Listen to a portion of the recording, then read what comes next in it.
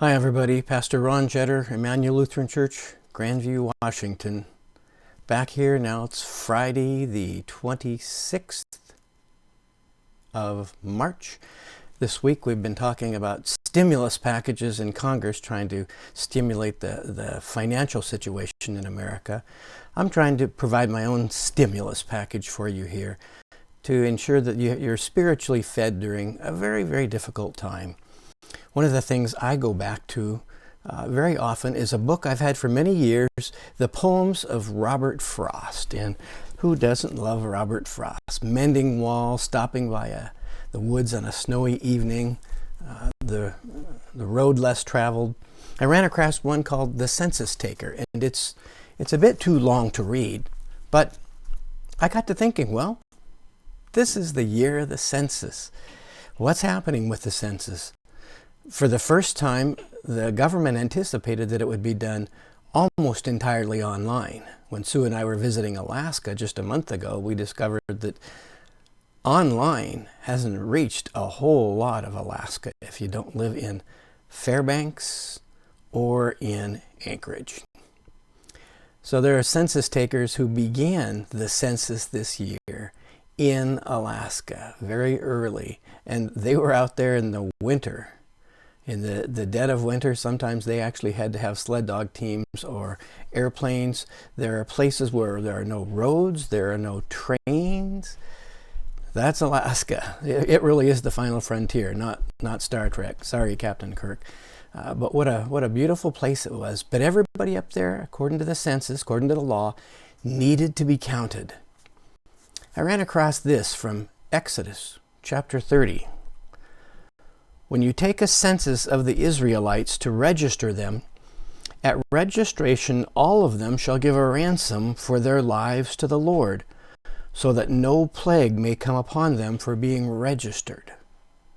That's a strange passage. So as they are registered, every household then registered, the head of household and all the others who dwell in that household, they would then pay some kind of ransom, some kind of fee, and this would then give them a promise from God that no plague would come across them.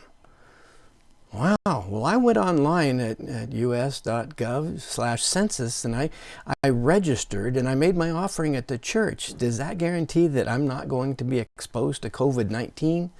Well, of course not. But censuses do have everything to do with both the biblical world and our own world for the same reason, that even the children of Israel had to have a form of government, and there had to be a way for people to pay their share. In order for that to happen, they had to know who the people were. Numbers chapter 1, the first census of Israel.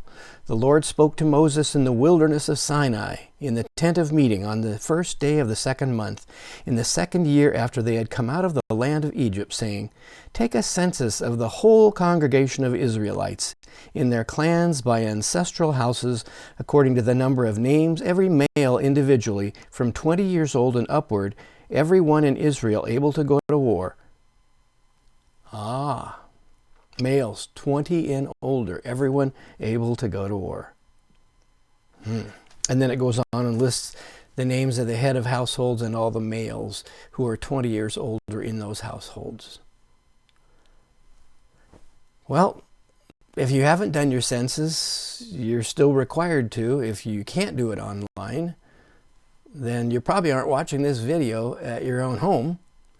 But the government will mail you a form if they don't hear from you online. If they don't hear from you by mail, someone supposedly will knock on your door. What will the COVID-19 quarantine do to that process? Will it slow it down? I don't know. I do know that doing a census and making our offerings doesn't give us any kind of protection from this COVID-19 plague. And I think we can call it a plague. It's infected a lot of people. Hundreds and hundreds. We're approaching the million worldwide here. And where it goes, nobody knows. Is it going to be over next week? Is it going to be over by Easter?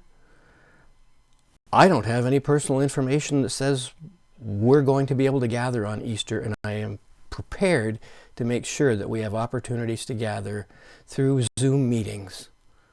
I'm fully expecting that we won't be able to gather together, but that we will be able to gather. We will be able to hear each other's voices.